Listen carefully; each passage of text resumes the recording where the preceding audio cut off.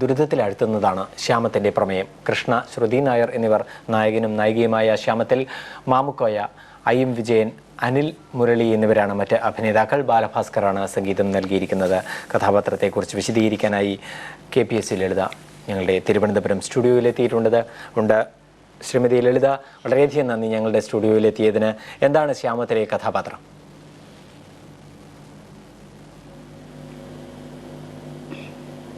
ശ്യാമത്തിലെ കഥാപാത്രം ഹീറോ കൃഷ്ണയുടെ അമ്മയാണ് ഞാൻ.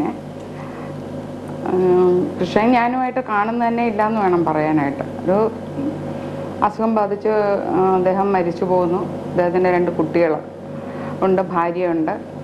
അങ്ങനെ തട്ടിമുട്ടിയൊക്കെ കഴിഞ്ഞു പോകുന്ന ഒരു കുടുംബമാണ്.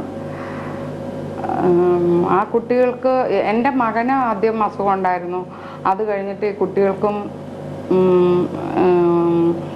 മരുമകൾക്കും അസുഖം വന്നിട്ട് അവർ 2 പേരും മരിക്കുകയാണ്. ഒരു മകൻ മാത്രം, ചെറിയ കുട്ടി മാത്രം രക്ഷപ്പെടും. അങ്ങനെ ആ കുട്ടിയെ കൊണ്ട് ഇങ്ങനെ ജീവിക്കുന്നതും, അവർക്ക് കുഞ്ഞിനെ സ്കൂളിൽ നിന്ന് പുറത്താക്കും, അവന് അസുഖമുണ്ട് എന്ന് പറഞ്ഞിട്ട് മൊത്തം ആൾക്കാരങ്ങ് പറഞ്ഞു വരുത്തുകയാണ്.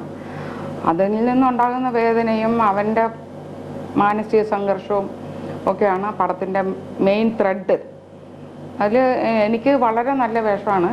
ഞാനാണ് മുത്തശ്ശിയുടെ കഥാപാത്രം ചെയ്യുന്നത്, ഈ മകനെ വളർത്തുന്നതും ഒക്കെ ആയിട്ട്. സത്യത്തിൽ വെറുതെ ഇങ്ങനെ പറഞ്ഞ് മനസ്സിൻ്റെ സമനില മൊത്തം തെറ്റിക്കുന്നതാണ് പടത്തിൻ്റെ കഥ.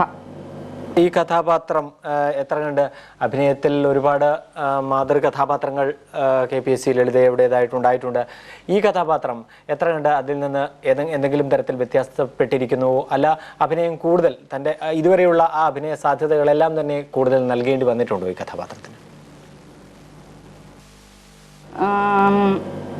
ഈ കഥാപാത്രത്തിന് ശരിക്കും പറഞ്ഞാൽ നമ്മുടെ വീട്ടിൽ സംഭവിക്കുന്ന ഒരു കഥയായിട്ടാണ് നമുക്ക് തോന്നുക. അത് ശരിക്കും ഒരു അഭിനയ മാതിരി നമുക്ക് ഫീൽ ചെയ്യത്തില്ല. സോറി. ഇങ്ങനെയൊരു കഥാപാത്രം, പ്രത്യേകിച്ച് എയ്ഡ്സ് നേരിടുന്ന ഒരു കുടുംബം, അത് സമൂഹത്തിലുണ്ടാക്കുന്ന പ്രശ്നങ്ങളും പ്രത്യാഘാതങ്ങളും മറ്റും നേരിടുന്ന, അതിനോട് മല്ലിടേണ്ടി വരുന്ന ഒരു കുടുംബത്തിൻ്റെ കഥ അതിൽ മുഖ്യ കഥാപാത്രമായിട്ട് അഭിനയിക്കുന്നു. ഇത് നൽകുന്ന സാമൂഹ്യ സന്ദേശം ഒരുപക്ഷെ ഈ കഥാപാത്രത്തെ സ്വീകരിക്കുമ്പോൾ ശ്രീമതി ലളിതയ്ക്ക് അങ്ങനെ ഒരു സന്ദേശം നൽകുന്നത് ഒരു സംതൃപ്തി നൽകുന്നതായി തോന്നുന്നു? തീർച്ചയായിട്ടും. ഇതിൽ എയ്ഡ്സ് രോഗത്തെ പറ്റിയാണ് നമ്മൾ പറയുന്നത്. കുട്ടികൾക്ക് വന്നിട്ട് കുട്ടികളെ സ്കൂളിൽ നിന്ന് മാറ്റുന്നു, നമ്മൾ സമൂഹത്തിൽ നിന്ന് ഒറ്റപ്പെടുന്നു എന്നുള്ളതാണ് അതിൻ്റെ ഒരു പശ്ചാത്തലം. അത് നമുക്ക് വളരെയധികം ഫീൽ ചെയ്ത് ചെയ്യേണ്ട ഒരു സംഭവം തന്നെയാണ്.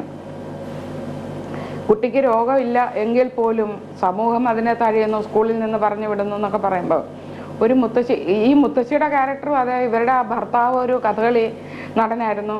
എന്നിട്ട് അമ്പലത്തിൽ പോലും ഇവരെ പ്രവേശിപ്പിക്കാതെ അമ്പലത്തിൻ്റെ വെളിയിൽ നിർത്തിയിട്ട് തിരുമേനി ചോറ് കൊണ്ടുപോയി കൊടുക്കുന്നതും അവിടെ കഥകളി നടക്കുന്നതും ഒക്കെ ഉള്ള സീൻസൊക്കെ ഉണ്ട്. അതൊക്കെ നമുക്ക് വല്ലാതെ ഭയങ്കരമായിട്ട് മനസ്സിനെ ടച്ച് ചെയ്യുന്ന സീൻസൊക്കെ ആയിരുന്നു എടുത്തുകൊണ്ടിരിക്കുമ്പോഴത്തേക്കും. ആഹാരത്തിന് പോലും നിവർത്തിയില്ലാതെ ഉണ്ടായിരുന്ന പണമെല്ലാം ചികിത്സയ്ക്ക് വേണ്ടി കളയുകയും അവസാനം അമ്പലത്തിൽ നിന്ന് കിട്ടുന്ന ഭക്ഷണം കൊണ്ടാണ് ഈ കുട്ടികളെ വളർത്തിക്കൊണ്ടിരുന്നതുമൊക്കെ. ആ സന്ദർഭമൊക്കെ ഭയങ്കരമായിട്ട് ഫീൽ ചെയ്ത് തന്നെയാണ് ചെയ്തത്. ഇതെന്താ വെച്ചാൽ, രോഗമില്ലാത്ത നമ്മുടെ സമൂഹത്തിൽ ഇപ്പം ഇന്ന് സംഭവിക്കുന്നതെന്ന് വെച്ചാൽ, ഈ അസുഖമാണെന്ന് പറഞ്ഞ് ആരെങ്കിലും പറഞ്ഞാൽ തന്നെ അവരെ നമ്മളെ ഒറ്റപ്പെടുത്തുന്നു.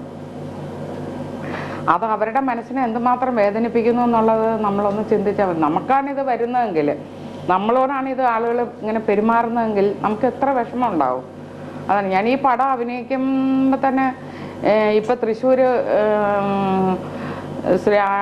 സുകുമാരൻ അഴീക്കോടിൻ്റെ വീട്ടിൽ വെച്ചിട്ട് ഒരു എയ്ഡ്സ് രോഗം വന്ന ഒരു പെണ്ണും ചെറുക്കനും വിവാഹം കഴിക്കുന്ന, നാളെ അവരുടെ വിവാഹമാണ്, ഡിസംബർ 1-ാം തീയതി. അതിൻ്റെ നിശ്ചയവും മോതിരം മാറ്റവും ഒക്കെ ഞങ്ങൾ അവിടെ വെച്ചാണ് നടത്തിയതുമൊക്കെ. സത്യം പറഞ്ഞാൽ ഭയങ്കരമായിട്ട് വല്ലാണ്ട് നമുക്ക് മനസ്സിന് വേദനിപ്പിച്ചിരുന്നു ആ സംഭവമൊക്കെ. ഒരുപക്ഷെ ഭരതൻ്റെ ചിത്രങ്ങളിലാണ് KPSC ലളിതയുടെ ഏറ്റവും മികച്ച കഥാപാത്രങ്ങൾ ഉണ്ടായത് എന്നത് യാദൃച്ഛികമാണോ എന്നറിയില്ല. ഇപ്പോൾ കുറേ കാലങ്ങളായിട്ട് അത്തരത്തിലുള്ള വളരെ സജീവമായി അഭിനയ സാധ്യതകൾ മുഴുവനും നൽകാൻ കഴിയുന്ന കഥാപാത്രങ്ങൾ ഇല്ലായിരുന്നു എന്ന് തോന്നുന്നുണ്ടോ? ഇതൊരു തിരിച്ചുവരവായി അങ്ങനെ കണക്കാക്കാമോ എന്ന് എനിക്കറിയില്ല. അത് എന്ത് തോന്നുന്നു അതിനകത്ത്?